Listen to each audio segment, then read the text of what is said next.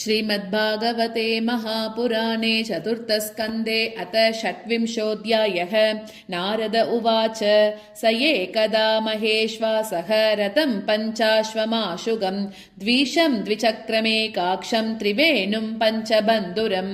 एकरश्मि एकदमनम् एकनीडं द्विकूबरं पञ्चप्रहरणं सप्तवरूतं पञ्चविक्रमम् हैमोपस्करमारुह्य स्वर्णवर्माक्षयेषु दिः एकादश चमूनातः पञ्चप्रस्थमगाद्वनम् चचार मृगयां तत्र दृप्त आतेषु कार्मुकः विहाय जायाम तदर्हां मृगव्यसनलालसः आसुरीं वृत्तिमाश्रित्य घोरात्मा निरनुग्रहः न्यहनन्निशितैर्बाणैः वनेषु वनगोचरान् तीर्थेषु प्रतिदृष्टेषु राजा मेद्यान् पशून् वने यावदर्थमलं लुब्धः हन्यादिति नियम्यते य एवं कर्म नियतं विद्वान् कुर्वीत मानवः कर्मणा तेन राजेन्द्र ज्ञानेन न स लिप्यते अन्यथा कर्म कुर्वाणः मानारूढो निबध्यते गुणप्रवाहपतितः नष्टप्रज्ञो व्रजत्यधः तत्र निर्भिन्नगात्राणां चित्रवाजैशिलीमुखैः विप्लवो भूद्दुःखितानां दुःसहः करुणात्मनां शशान् वराहान् महिषान् गवयान् रुरुशल्यकान् मेद्यान् अन्यांश्च विविधान् विनिघ्नन् श्रममध्यगात् ततः क्षुद्रुट्परिश्रान्तः निवृत्तो गृहमेयिवान् कृतस्नानोचिताहारः संविवेशगतक्लमः आत्मानम् अर्हयाञ्चक्रे धूपालेपस्रगादिभिः सात्वलङ्कृत सर्वाङ्गः महिष्यामाददे मनः तृप्तो हृष्टः सुदृप्तश्च गन्धर्पाकृष्टमानसः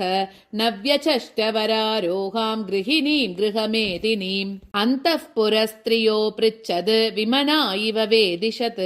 अपि वः कुशलं रामाः शेश्वरीनां यथा पुरा न तथैतर्हि रोचन्ते गृहेषु गृहसम्पदः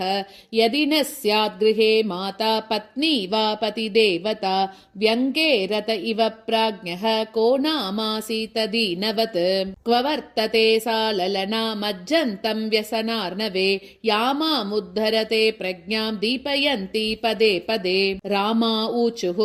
नरनाथ न जानीमः त्वत्प्रिया यद्व्यवस्यति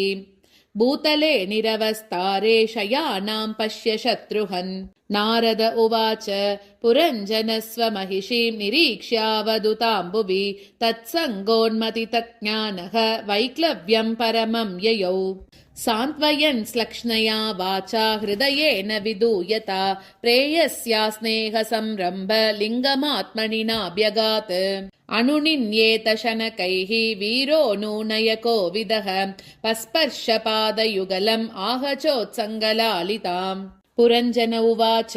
नूनं त्वकृतपुण्यास्ते भृत्या येषु ईश्वराशुभे कृतागस्वात्मसात् कृत्वा शिक्षा दण्डं न युञ्जते परमोऽनुग्रहो दण्डः भृत्येषु प्रभुनार्पितः बालो न वेद तत्तन्वि बन्धुकृत्यममर्शनः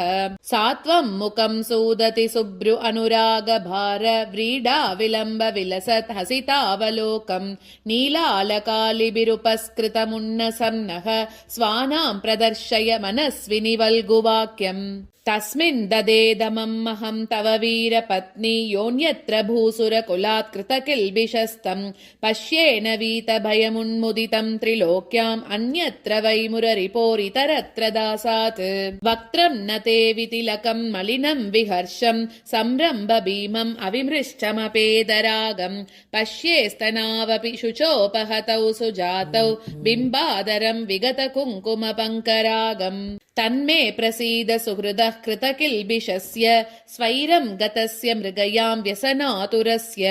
कादेवरं वशगतं कुसुमास्त्रवेग विस्रस्तपौंस्नमुषति न भजेत कृत्ये इति श्रीमद्भागवते महापुराणे पारमहंस्यां संहितायां चतुर्थस्कन्धे पुरञ्जनोपाख्येन षट्विंशोऽध्यायः।